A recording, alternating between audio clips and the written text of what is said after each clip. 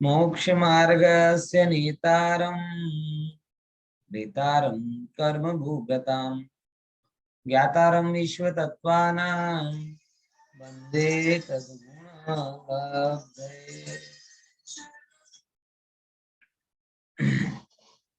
तत्वार सूत्र ग्रंथ पे हम जरा विचार कर रहे हैं।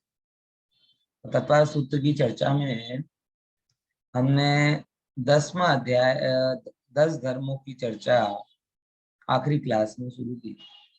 बराबर 10 धर्मों की चर्चा में एक बात तो हमने समझा था कि धर्म है ना, धर्म, ये धर्म अपने को अपने से जोड़ने वाली और रत्नत्रय आदि जो जीवों को दुख से निकालकर सुख में स्थापित करे उसका नाम धर्म है।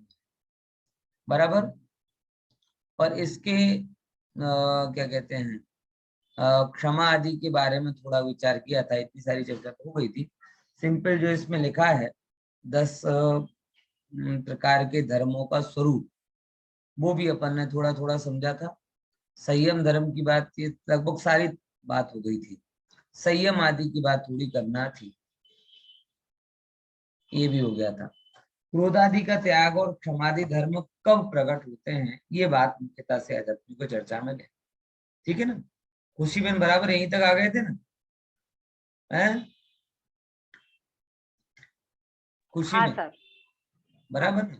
यहाँ तक अपनी चर्चा में आ गया था कि 10 धर्मों का सामान्य स्वरूप क्या है। और मैंने आपको ये बोला था कि हमें पर्युषण पर्व के पूरे व्याख्यान एक दिन में सुनने हैं, इसलिए हमने लगभग लगभग अति संक्षेप में 10 धर्मों की चर्चा की। बराबर। उसमें क्षमा, मार्जव, आर्जव, शौच, सत्य आदि की तो थोड़ी विस्तार से चर्चा हुई थी। बराबर ना? यहाँ की थोड़ी कम चर्चा थी, लेकिन वो लगभग लगभग बात आ गई थी सारी की सारी। अब मुद्दा अपन पकड़ते हैं कि जो मेन पॉइंट है कि क्रोधादि का त्याग और उत्तम क्षमादि धर्म कब होते हैं। बराबर। क्या बोला कि जीव क्रोधादि का त्याग कब करता है और उत्तम क्षमादि धर्म कब इसके अंदर में प्रकट होते हैं। तो समाधान बड़ा सरल है सुनने में, लेकिन जीवन में बहुत कठिन पड़ जाता है। कैसा? तो उत्तर देते हैं सबसे पहले कि पदार्थ इष्ट अनिष्ट भाषित होने पर क्रोधादि होते हैं। ये लाइन हमने कहाँ पढ़ी है? अगर गहराई से विचारने जाएं तो ये लाइन हम 2 जगह पढ़ चुके हैं। सबसे पहले हमने इस लाइन को पढ़ा कषाय वाले लेसन, कषायों का अभाव कैसे। बराबर। फिर हमने इस लाइन को पढ़ा मोक्ष मार्ग प्रकाशक में, वो पढ़ा नहीं, सुना है, लेकिन फिर भी तीसरे अध्याय में इसकी चर्चा विस्तार से होती है कि जब तत्व ज्ञान का अभ्यास होता है, और तत्व ज्ञान मतलब सरल भाषा में कहें तो गुजराती में तो फिलोसफी सब्जेक्ट को ही तत्व ज्ञान बोल दिया जाता है। गुजराती भाषा में यूनिवर्सिटी डिपार्टमेंट है ना, वहां पे अगर आपको कोई फिलोसफी सब्जेक्ट लेना है तो तत्व ज्ञान, तत्व ज्ञान। लेकिन ऐसा तत्व ज्ञान कोई गारंटी नहीं कि आपके परिणामों को शांत कर दे। मैंने देखा है बड़े बड़े दार्शनिकों को बड़ा क्रोध करते हुए, मान में आसमान चढ़े हुए, कपट करते हुए, लोभ करते हुए। तो जो बड़े बड़े दार्शनिक हैं वो कोई क्रोधमान माया लोभ से बच गए हों, असत्य से बच गए हों, ऐसा नहीं।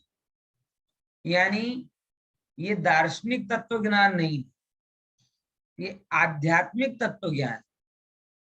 तो दार्शनिक तत्व ज्ञान और आध्यात्मिक तत्व ज्ञान में क्या अंतर है? जब दुनिया को 2 पॉइंट ऑफ व्यू से समझा जाता है कि भाई दुनिया क्या है क्या है क्या है, इसका ये विचार है, इसका ये विचार है, मतलब अपने आप को इन्वॉल्व किए बिना, अपने आप को इन्वॉल्व किए बिना जगत की व्यवस्था को विचार रहे हैं। जैसे हम न्यूज़पेपर देखते हैं, न्यूज चैनल सुनते हैं, वैसे दार्शनिक अपनी बुद्धि से दुनिया का विचार करते हैं कि भाई ये जीव ऐसा होना चाहिए, आत्मा ऐसी होनी चाहिए। लेकिन जैसे न्यूज सुनते सुनते हमारा न्यूज में इन्वॉल्वमेंट नहीं होता, इसीलिए न्यूज की दशा हमारे लिए सुख दुख का कारण नहीं बनती, बराबर। और अगर वही न्यूज क्या कहें आपकी आए तो है, कभी भूल चूक अगर आप योग देव पर गार्डन में गए योगा करते हुए और न्यूज वो एंकर आए और पूछे कि आपने योगा किया, आपको कैसा लग रहा था, इतना सा, और आपका रिपीटेड आंसर था અમને બહુ સારું લાગે છે, બહુ હળવું લાગે છે, મોદી ભાઈએ બહુ સારું કર્યું યોગાને પહેચાન, આવું બે ત્રણ ગોખેલા વાક્ય તમને કીધા, તમે ત્યાં કીધા, પછી પૂછો ભાઈ આ ક્યારે ટેલિકાસ્ટ થશે, અને જ્યારે ટેલિકાસ્ટ થવાના હશે જસ્ટ બિફોર કલાક બે કલાક પહેલા બધા પોતાના સર્કલમાં મેસેજ કરી દેશે આજે 3:30 વાગે મારો ઇન્ટરવ્યુ આવશે, ઇન્ટરવ્યુ આવશે એટલે જનરલી ઇન્ટરવ્યુ નો મતલબ શું હોય, અડધો કલાક સુધી, પણ તમે અડધા 30 સેકન્ડની બાઇટ મળે ને તોય મારો ઇન્ટરવ્યુ આવશે, મારો ઇન્ટરવ્યુ આવશે, બરાબર। હા, આ વિચાર કરો કેવું આપનું કહેવાય કે સોચો તો તત્વજ્ઞાન બે ટાઈપનું, ન્યૂઝમાં જેમ ગામની ન્યૂઝ હોય તો તમે ઇન્વોલ્વમેન્ટ વગર સાંભળી લો છો, અને પોતાની ન્યૂઝ હોય તો સેકન્ડરી ન્યૂઝ હોય કે કામની ન્યૂઝ ના પણ હોય તો તમે ધ્યાનથી સાંભળો છો અને બધાને કહો છો કે સાંભળો, બરાબર। એમ જ તત્વજ્ઞાનનો પણ બે પ્રકાર હોય, એક હોય છે ફિલોસોફિકલ તત્વજ્ઞાન જેમાં તમારું ઇન્વોલ્વમેન્ટ નથી, તમે જગતને જોઈ રહ્યા છો એ પોઈન્ટ ઓફ વ્યૂ થી તમને ત્યાં વાત કરી। પણ જૈન ધર્મમાં જે તત્વજ્ઞાન કશાયોને ઓછો કરે છે એ તત્વજ્ઞાનનું નામ છે આધ્યાત્મિક તત્વજ્ઞાન। એટલે જ્યાં સુધી તત્વજ્ઞાનમાં ચૈતન્ય તત્વનો સમાવેશ ના આવે અને સુખ દુઃખનું કારણ એને ના કહેવામાં આવે ત્યાં સુધી જૈન ધર્મનું તત્વજ્ઞાન અધૂરો છે। અને જ્યાં સુધી તમારા વિચારમાં આત્મા ના આવે ત્યાં સુધી તમારો વિચાર કશાયાદિની ઉણપમાં કારણ બનતો નથી। તો એ વસ્તુ અહીંયા કીધી છે કે તમે તમારી જાતને આત્મ માનીને ચર્ચા કરો। અત્યારે આપણે ચર્ચા તો કરીએ છીએ પણ આત્મા માનીને ચર્ચા કરતા નથી, બરાબર ખ્યાલમાં આવે છે કે નહીં? એટલા માટે આપણું તત્વજ્ઞાન કંટ્રોલ થતો નથી, એનાથી આપણી કશાયો દૂર થતી નથી। પણ જ્યારે તત્વજ્ઞાનના અભ્યાસથી ઓહો હું ચૈતન્ય તત્વ છું, રાગાદિથી રહિત છું, મોહાદિથી રહિત છું, આવો ભાવ મનમાં આવે અને આવો ભાવ મનમાં આવ્યા પછી સહેજ જ જ્યારે હું આત્મા છું તો પછી પર પ્રત્યે ક્રોધ કેમ કરું, જ્યારે હું અનંત મહિમાશાળી છું તો પરમાં મહાનતા લાવવાનું કામ કેમ કરું, આ વિચાર કરી કરીને તમે ક્રોધથી સહેજ દૂર થતા જશો, માનથી સહેજ દૂર થતા જશો, માયાને લોભથી સહેજ દૂર થશો। જો જ્ઞાનીઓ ને જ્ઞાની એ ઘણી વખત જાતે જ છેતરાય છે, કેમ કે એને ખબર હોય છે કે આ મને છેતરી રહ્યો છે તો પણ એને એમ લાગે કે ચલો ભાઈ એને આનંદ મળે છે ને વાર્તા પૂરી, આપણો શું ગયો હતો શું ને ગયો। જેમ કે આપણે નાના નાના છોકરાઓ સાથે રમીએ ત્યારે જાણી જોઈને હારીએ છીએ ને, કેમ? કેમ કે આપણે ખબર છે કે જીતીને તો કઈ મળવાનું નથી, પણ હારીશું તો પેલો છોકરો રાજી થશે, બરાબર।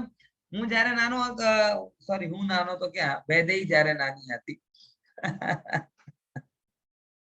બરાબર, તો એની ફેવરિટ પપ્પા જોડે રમવું પણ છે અને જીતવું પણ પોતે જ છે, જો ભૂલેથી પણ હું જીતી ગયો તો રડવાનું શરૂ થઈ જાય, બરાબર। તો આપણે રમવાનું પણ અને હારવાનું પણ કમ્પલસરી, બંને કામ। ખ્યાલમાં આવે? જ્ઞાની જીવન એવો જ જીવે છે એ ખબર છે કશાય કરીને જો હું જીતી પણ ગયો તો પહેલા દુઃખી થશે, બરાબર, અને હું હારી ગયો કશાયના યુદ્ધમાં તો પહેલા ને આનંદ થશે. ઠીક છે, માટે ક્રોધને પણ સહન કરી લે, અપમાનને પણ સહન કરી લે, કપટ ખબર પડે છે કે કપટ કરે છે તો પણ એને સહન કરી લે. કેમ? કેમ કે એને ખબર છે કે એનો કઈ બીજો સમાધાન છે નહીં. બરાબર ખ્યાલમાં આવે છે કે નહીં? એટલા માટે એ તત્વજ્ઞાન કહેવાય. બરાબર. તો જેમ કહેવાય ને બહુ સરળ વસ્તુ કોઈ જગ્યામાં વાંચી હતી કે સાંભળી લેવું સહેલું છે પણ સાંભળીને સંભાળી લેવું એ અઘરું છે. જે સાંભળી પણ લે અને સંભાળી પણ લે એ તત્વજ્ઞાની કહેવાય. ખબર પડે છે ને કે સાંભળી લીધું કે અમારો ક્રોધ ગુસ્સો કરે છે, સાંભળી લીધું કે અમારા પ્રત્યે કપટ કરે છે, સાંભળી લીધું તો પણ એ પોતાના પરિણામને સંભાળ રાખે છે, એ તત્વજ્ઞાન કહેવાય. સાંભળીને આપણે શું કહેવાય વિફરતા બાર લાગતી નથી. વિફરતા સમજી કે ના? વિફરી ગયો, આમ મગજ છટકી જાય જેને આપણે ભાષામાં કહીએ. ક્રોધ નો સાંભળીએ તો ક્રોધરૂપ પરિણમિત, માન નો સાંભળીએ તો માનરૂપ પરિણમિત. એટલે સાંભળીને આપણે ડાયવર્ટ થતા વાર નથી લાગતું, પણ સાંભળીને પોતાના પરિણામોની અને પારકાના પરિણામોની સંભાળ રાખવું એ અઘરું કામ છે. અને તત્વજ્ઞાની એમાં માસ્ટર હોય છે. એને ખબર છે કે ક્રોધાદી ભાવથી મારો કઈ ભલું થતું નથી, અને એટલા માટે તત્વજ્ઞાનના બળથી સહેજ જ કોઈ એને ઈષ્ટ નહીં લાગે, કોઈ અનિષ્ટ નહીં લાગે, કોઈ વસ્તુ પામવાની ઈચ્છા થતી નથી, કોઈ વસ્તુને ગુમાવવાનો ભય રહેતો નથી. અને જ્યારે તમે એ બધી પરિસ્થિતિઓથી પાર થઈ જાઓ કે તમને ના લેવાની ઈચ્છા હોય ના ખોવાનું ભય હોય તો કયા આધારથી તમે ક્રોધ કરી શકશો? મને એટલું બતાવો. ક્રોધનો આધાર જ લેવાનો ભાવ છે. ક્રોધનો આધાર જ જવાની બીક છે. અને જ્યારે તમારા બંને આધાર ખસી જાય, લેવાનો ભાવ નથી થતો, જવાની બીક થતી નથી, તો પછી ક્રોધ કેમ થાય? એ વસ્તુ અહીંયા સિદ્ધ થઈ જાય. ઠીક છે? तब स्वयं क्रोध आदि की उत्पत्ति नहीं होती और तभी सच्चे धर्म आदि 10 क्षमादि 10 धर्म होते. ठीक है ना? चल अब क्षमादि धर्मों उत्तम विशेषण केम आप्યું છે? બરાબર. તો અહીંયા આન્સર આપે છે કે ક્ષમાદિ ધર્મ સંવરના કારણ હોય છે. બરાબર. ક્રોધાદિ ભાવોથી જીવ બંધાય, બરાબર, પાપ બંધાય. અને ક્રોધાદિ ભાવોનો અભાવ હોય તો જીવ સંવર કરે વ્યવહાર. એટલે જે ભાવથી બંધાતો હતો એ ભાવ હવે થવાના અટકી ગયા, એટલે સંવર થઈ ગયું. સમજ્યા કે નહીં સમજ્યા? તો એ પ્રમાણે 10 ધર્મોથી સંવર હોય છે એમ. बराबर. जो क्षमादि धर्म संवर के कारण इस विशेषता की सूचना देने के लिए उत्तम विशेषण दिया है. ऐसा ही उत्तम विशेषण वहां पे दिया है कि भाई तुम्हें जो 10 धर्म होते हैं इस प्रकार से. अब देखो फिर क्या सूत्र आया? इस सूत्र में धर्म ये एक वचन क्यों उपयोग किया? बता रहा हूं आप 10 धर्म और वचन कर रहे हो सिंगुलर, ये क्यों? 10 धर्मा होना चाहिए था. तो उत्तर देते हैं सभी क्षमादि धर्मों में एक संवर रूप धर्म पाया जाता है, वह एक है. क्या बोला? सभी क्षमादि धर्मों में धर्म तो अलग अलग पर इन सबका मूल एक संवर है. बराबर. तो एक संवर वो धर्म, 10 धर्म 10 नहीं है, 10 के बीच में व्याप्त एक संवर भाव और वो धर्म. इसको ऐसे समझो कि चाहे बेसन का मिष्ठान हो, चाहे आटे का मिष्ठान हो, चाहे दूध का मिष्ठान हो, अलग अलग प्रकार की होती है ना मिठाइयाँ. बेसन की भी बनती है मोहनथाल वगैरह, आटे की बनती है सुखड़ी, दूध के बनती हैं क्या कहते हैं, बहुत सारी बंगाली मिठाइयां वगैरह वगैरह, पनीर वनीर की। सब मिष्ठान में एक क्या कॉमन है, मिष्ट, मिठू, बराबर। एवी ज रीते जैसे सारी मिठाइयों में एक मिठास कॉमन है, वैसे ही 10 धर्मों में एक संवर भाव कॉमन। जैसे हम सारी मिठाइयों को एक शब्द में कह देते हैं क्या, मिष्ठान, ऐसे सब धर्मों को एक शब्द में कह दिया, धर्म, बराबर। देखो आगे समझ। अब ये जो अगला जो चैप्टर आ रहा है वो 12 भावनाओं का है। आपने पढ़ी भी है, चर्चा में भी कई बार आई है, इसलिए आपको बड़ी सहलाई सरलता के साथ भी बात ख्याल में आ जाए। ओके, हाँ। अनित्यासरण संसार एकत्वान्यत्व, चलो अनित्यासरण संसार एकत्वान्यत्व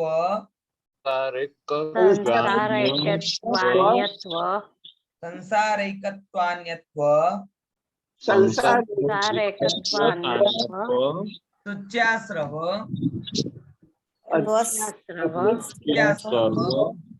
संवर निर्जरा लोक बोधि दुर्लभ धर्म स्वाख्यात तत्वानुचिंतन अनुप्रेक्षाः। हाँ पढ़ो एक बार।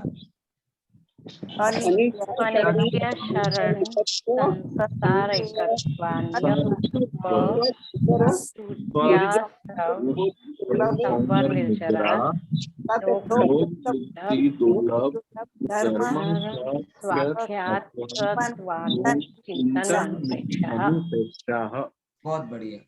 अनित्य भावना, अशरण भावना, संसार भावना, एकत्व भावना, अन्यत्व भावना, असुचि भावना, आश्रव भावना, संवर भावना, निजरा लोक बोधि दुर्लभ और धर्म स्वाख्यात, ऐसे अनित्य, असरण, संसार, एकत्व, अन्यत्व दिखाए इनको। फिर असुचि, पर असुचि के बाद में यह है ना, ये संधि के कारण हुआ, तो असुचि प्लस आश्रव, फिर क्या लिया, संवर, निजरा लोक बोधि दुर्लभ, धर्म। इस प्रकार से 12 प्रकार की भावनाओं का चिंतन करना, अथवा मैं सरल भाषा में कहूं तो 12 भावना क्या है, जगत को देखने के 12 नजरिए हैं। 12 नजरिए किसके हैं, दुनिया को देखने के। जो दुनिया में घटनाएं हो रही हैं, संयोग वियोग हो रहे हैं, हानि लाभ हो रहा है, जो कुछ भी हो रहा है उसको देखने के 12 नजरिए। जो इन 12 नजरियों से जगत को देखता वो वैराग्य बढ़ाता है, और जो इनके विपरीत देखता वो राग द्वेष बढ़ाता है। जो वैराग्य बढ़ाता वो मोक्ष में जाता, संवर निजरा करता। जो राग बढ़ाता वो बंधन में पड़ता, आश्रय बंद करता है। ठीक है ना। तो देखो अनुप्रेक्षा क्या लिया, तो भेद ज्ञान पूर्वक कौन कौन सी चीजें हैं, संसार, शरीर और भोगादि के स्वरूप का बारंबार विचार करके उनके प्रति उदासीन भाव उत्पन्न करना। सबसे पहले नंबर की बात क्या बोली, 12 भावना में क्या भाने की जरूरत है, भेद ज्ञान। देखो हम लोग कई बार जैसे कहना कि ऐसे समझो, तीव्र कषाय में भी अनित्य आदि का विचार करते हैं, करते कि नहीं करते, कि भाई जब हमें पाप की उदय से दुख बीमारी हो जाए तो कहते हाँ भैया सही बात है, सब अनित्य है, पहले कितना पैसा था पैसा नहीं रहा, ऐसे ही अनित्यता ख्याल में आता। असरण, कोई धोखा दे दे तो सब असरण ख्याल में आ जाता है, बराबर। वीक डेज में संसार में सारा नहीं लगता, और वीकेंड में संसार से अच्छा कुछ नहीं लगता। होता कि नहीं होता ऐसा, ये कि कल्चर वीक डेज में क्या है, संसार में सार नहीं लगता, क्या सुबह से उठ के ऑफिस जाना, नहा करना ना, इतना सारा नहीं लगता। और वीकेंड में जब घूमने फिरने का मौका मिले तो आज संसार से बढ़िया क्या है। तो पार्ट टाइम संसार भावना तो हम वीकडे में भा लेते हैं। एकत्व अन्यत्व में भी यही है, शरीर में रोग होता है तो सूची लग जाते हैं। ऐसे करते करते यहाँ पे कह रही कभी कभी कुछ कुछ विचार करना, उसका नाम अनुपेक्षा नहीं। कंडीशन सिंपल वस्तु है, भेद ज्ञान पूर्वक। बराबर ख्याल में आया? कौन सी भावना पूर्वक? भेद ज्ञान पूर्वक। सबसे पहले नंबर आप भेद ज्ञान करो। सबसे पहले नंबर क्या करो? भेद ज्ञान। भेद ज्ञान मतलब जैसे पीछे चित्र दिख रहा है ना, सारी अवस्थाओं से भिन्न त्रिकाली तत्व, गृहस्थ अवस्था, मुनि अवस्था, अनंत अवस्था, सिद्ध अवस्था, जितनी अवस्था दिख रही है ये चैतन्य तत्व क्या है? सब अवस्थाओं से भिन्न है। तो जब आप अपने चैतन्य तत्व को सबसे भिन्न मानेंगे तब भेद ज्ञान शुरू होगा, नहीं तो अज्ञान चलेगा। बराबर ख्याल में आए कि नहीं? तो भेद ज्ञान पूर्वक, क्या शब्द बोला? भेद ज्ञान पूर्वक। फिर आगे क्या करना? किस किस के प्रति उदासीनता का भाव रखना? तो तीन चीजें बोली, संसार, शरीर और भोग आदि। हमेशा तीनों का फैक्टर है। वैराग्य के लिए तीनों चीजों का विचार किया जाता है। सबसे पहले संसार का स्वरूप बताया जाता है। संसार के स्वरूप किस रूप में बताते हैं? अनित्य है, अशरण है, दुखमयी है, एकत्व है, अन्यत्व है, इत्यादि इत्यादि इत्यादि। फिर शरीर का विचार कैसे किया जाता है? मल मूत्रमयी है, रोगों का घर है, नाशवान है, क्षणभंगुर है, आत्मा से भिन्न है, वगैरह वगैरह। फिर भोग आदि का कैसे विचार किया जाता? इच्छा के कारण उनमें सुख दुख लगता है, अति श्रम से प्राप्त होते हैं, और दुख देने वाले होते हैं, तृष्णा को बढ़ाने वाले होते हैं, इत्यादि। उनके भोग आदि के स्वरूप का विचार किया जाता है। याद आया ना? तीन प्रकार का विचार, संसार के स्वरूप का विचार, शरीर के स्वरूप का विचार, और भोगोदय के स्वरूप का विचार। और एक बार विचार नहीं, कंटिन्यूअस, बारंबार, अगेन एंड अगेन, बार बार ऐसा विचार करना कि ऐसा ही है, ऐसा ही है, उसका नाम अनुपेक्षा है। कभी कभार कर लिए एक आध बार है तो उसका मतलब कोई अनुपेक्षा वो अनुपेक्षा नहीं है, वो तो कसाई को भी हो जाता है। लेकिन धारावाहिक रूप से चिंतन रहे तब कहते साहब ये बात में दम है। बराबर। एक आध बार कहीं वो कहते ना कि ऐसे तो कभी भी कोई भी कुछ भी कर ले, लगा तो तीर नहीं तो तुक्का, तो तुक्का भी कहीं सेट हो जाता है ना। तो 12 भावना कभी कभी तुक्के से बात है कि ठीक है भैया थोड़ा धर्म का विचार कर लिया तो अच्छा रहता है ना। तो ये नहीं कह रहे, बारंबार विचार, रात दिन विचार करना, हर समय हर परिस्थिति में विचार करना, ये सबके बस की बात नहीं है। जो वैराग्य से भींजे हुए हैं उनको ही ये बारंबार विचार आए। जैसे हमको धन का, परिवार का, पुत्र आदि का विचार कितनी बार आता? एक आध बार, ऑफ एंड ऑन, क्योंकि 6 महीने में एक आध बार तो वेदांश वैदेही का विचार कर ही लेते होंगे है। 8-10 महीने में एक आध बार पैसे पैसे का विचार आ ही जाता होगा। महीने 2 महीने में एक आध बार शरीर का। ऐसा आता है क्या कि रात दिन शरीर का विचार, संतति का विचार, धन का अभाव का विचार, ये होते ही रहते। तो जैसे ये सारे विचार बिना सिखाए अपने आप होते हैं रागी को, ऐसे ये 12 भावनाओं के विचार बिना सिखाए होते रहते हैं वीतरागी। अंतर सिंपल, जिसको जो दिखाई दे रहा है उसमें से वो राग कर रहा है। तो ये बात यहाँ पर है, ठीक है ना? देखो, तो बारंबार विचार करके उनके प्रति, किनके प्रति? संसार, शरीर और भोगों के प्रति। देखो, भोग बढ़ाने के लिए भोगों का विचार करना और भोगों की इच्छा घटाने के लिए भोगों का विचार करना, दोनों में कितना वो होता है? समझो। एक आदमी ने एक अपना पुराना फ्लैट बेचने के लिए रखा, दलाल को बोला कि भाई मेरा फ्लैट बेचना है, और थोड़े दिनों बाद उन्होंने बेचने का प्लान कैंसिल कर दिया। तो दलाल आया, कोई आप तो बेचने वाले थे, अब प्लान कैंसिल क्यों कर दिया? तो उसने बोला तुम्हारे कारण।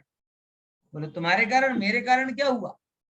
बोले तुमने जो एडवर्टाइज लिखा उसमें फ्लैट की इतनी सारी खूबियां बताई कि बड़ा है, हवा उजास वाला है, 24 घंटे पानी वाला है, बीआईटीएस के नजदीक में है, फलाना है, ये है, वो है। तो उनको देखकर हमको लगने लगा ये इतनी अच्छी चीजें तो मैं बेच क्यों रहा हूं, क्या हमें बेचना है? समझ है कि नहीं है? तो ये यही है ना कि एक तो विचार करना, एक आपके मन में ही विचार है जूनो થઈ ગયો ना, आम છે ને કાઢી નાખો ને કાઢી નાખो ને કાઢી નાખो ने काढ़ी नाखो, ये विचार मन में आ रहा था। तभी दूसरे ने क्या बोला, गाड़े क्यों, देखो तो इसकी खूबियां तो देखो। अब विचार मन में आ रहा है कि नहीं ये तो रखना ही रखना है, ये तो रखना ही रखना है, ये तो रखना ही रखना। समझ में आया? हाँ, ये बात यहाँ समझना जरा कि भाई अनुप्रेक्षा, अनुप्रेक्षा मतलब चिंतन, लेकिन वो चिंतन किस रूप में होना चाहिए? संसार, शरीर और भोगों के प्रति आसक्तता बढ़ाने वाला चिंतन नहीं होना चाहिए, बल्कि संसार, शरीर और भोगों के प्रति आसक्तता को घटाने वाला चिंतन। ये खूबी चिंतन की आपकी अनुप्रेक्षा में कन्वर्ट होती है। बढ़ाने वाला विचार करोगे उसे कहते हैं आर्त ध्यान, रौद्र ध्यान। घटाने वाला विचार करोगे उसे कहते हैं धर्म ध्यान। दोनों में भोग हैं, एक में भोग घटाने का भाव है, एक में भोग इच्छा बढ़ाने का। ठीक है ना? देखो तो यहाँ पे बात समझ में आई कि उनके प्रति उदासीन भाव उत्पन्न करता। उदासीनता का मतलब क्या? उदासीनता का सरल सरल सा मतलब ये है कि ये मेरे लिए हितकर नहीं है, ऐसी दृढ़ प्रतीति कर लेना, उसका नाम ही उदासीन। बराबर? चलो आगे पढ़ते हैं जरा। ये चारित्र गुण की आंशिक शुद्ध पर्याय है और ये संवर निद्रा का कारण। 10 धर्म 12 भावना क्या है? बोले चारित्र गुण की आंशिक शुद्ध पर्याय, दो अर्थ में है।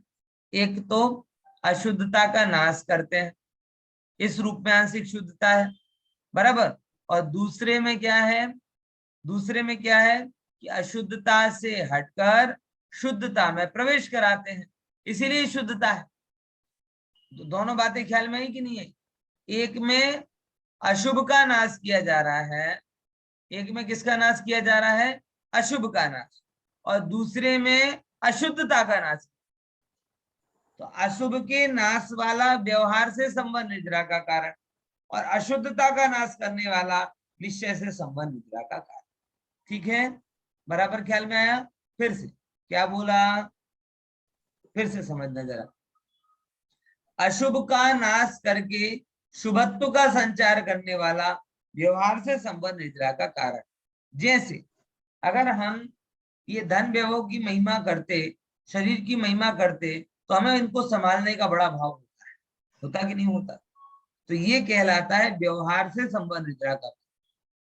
फिर से समझ ले जरा कि जब हम इनकी संभाल करते हैं तो उनमें जाता है मन, और जब इनके विरुद्ध विचार करते हैं तो फिर वहां मन नहीं जाता और आत्मा में आता है। और जब आत्मा में आता है तो हम कह रहे आपके शुभ परिणाम हो गए। ख्याल में आया कि नहीं आया? तो व्यवहार ने अशुभ से हटाकर शुभ में लाया, और निश्चय ने अशुद्धता से हटाकर शुद्धता में ले। तो एक ने पाप रूप आश्रव का बंद करके पुण्य में लेकर आए, और एक में शुभाशुभ भाव का निरोध करके शुद्धता में लेकर आए। तो वास्तव में अनित्यादि भावनाओं के द्वारा स्वासन्मुखता विकसित होती है, इसीलिए निश्चय से संबंध निद्रा का कारण। और व्यवहार से इनके द्वारा कषाय आदि भाव मंद पड़ते हैं, इसीलिए व्यवहार रूप अशुभाश्रव को रोकने के कारण दोनों एंगल से यहाँ पर संबंध निद्रा को समझाया गया। ठीक है? देखो कोई प्रश्न? अब 12 भावनाओं का नाम। 6 भावना वैराग्य परक है और 6 भावना तत्व परक। जैसे कि हमने पढ़ा अनित्य शरण संसारी गत्व नित्य सूची, ये वैराग्य में ही है। और आश्रव संबंध निद्रा लोक बुद्धि दुर्लभ और धर्म, ये तत्व परक है। आगे चलते हैं। अनित्यादि 6 भावनाएं परोन्मुक्ता का भाव समाप्त कर अंतरोन्मुक्ता होने के लिए प्रेरित करती। कॉमन फैक्टर क्या है इसका? है कि ये जो 12 भावनाओं में से शुरुआत की 6 भावनाएं हैं, ये शुरुआत की 6 भावना पर सन्मुक्ता का अभाव करती। किसका अभाव करती? पर सन्मुक्ता का। देखो ऐसे समझो, इसको थोड़ा इस तरीके से लो कि जब जब हम ये कहते हैं कि आत्मा नित्य है कि अनित्य, तब हम दो बातें बताते हैं कि शरीर के एंगल से तो आत्मा, ये जो अवस्था है ना, वो अनित्य है, और आत्मा के एंगल से आत्मावस्था नित्य है। तो हमने पर की डिपेंडेंसी लिखी है, मतलब शरीर को होते ही, जैसे मैं कहूं ना, एक मेरा मित्र है, उसने क्या किया, वो केंजन वाटर वाला बहुत आया और उसका 3 लाख करीबन का वो होता है, शायद आपने नाम सुना हो, केंगन वाटर। केंगन वाटर सुना है कि नहीं सुना? आजकल बहुत चल रहा है वो केंगन वाटर। पानी की मशीन है लेकिन 3 लाख रुपए की। मेरा एक मित्र है, वो मतलब है सामान्य पगार वाला, लेकिन वो उसके चक्कर में ऐसा पड़ा और उसने कर्जा करके भी वो 3 लाख के पानी की मशीन, और लेकर सबको बोलता है कि मैंने मेरी आयु 10 साल बढ़ा ली। है क्या बोला? मैंने मेरी आयु कितने साल बढ़ा ली? 10 साल बढ़ा ली। अब ये 10 साल बढ़ाने का हेतु क्या? अज्ञान। मैंने कहा ये बहुत बढ़िया किया है। 10 साल पहले तुम्हें पता था कि 60 साल है, अब वो बढ़ के आ जाएगा। वो क्या कहते हैं ना, तुम्हारी सैलरी इंक्रीमेंट हुआ ना 10%, पहले इतनी थी अब 10% बढ़कर आ गई। तो ऐसा कोई लेटर आएगा आयु कर्म के द्वारा तुम्हारे पास कि पहले तुम्हारी आयु थी 60 साल, अब तुमने केंगन वाटर पीना चालू किया तो अब तुम्हारा 10% इंक्रीमेंट के साथ में तुम्हारी आयु 70 ईयर फिक्स कर। अब एक आध और मशीन आएगी तो फिर 10% इजाफा कर दे। ऐसा कुछ हुआ क्या? है? लेकिन लोगों को मन में भ्रम हो जाता है कि मैंने ये किया तो ये हो गया, ये किया तो ये।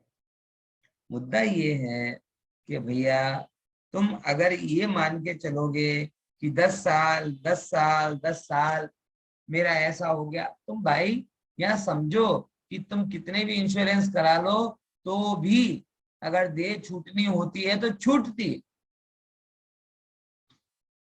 बराबर ख्याल में आया कि नहीं है? तो ये विचार परोन्मुख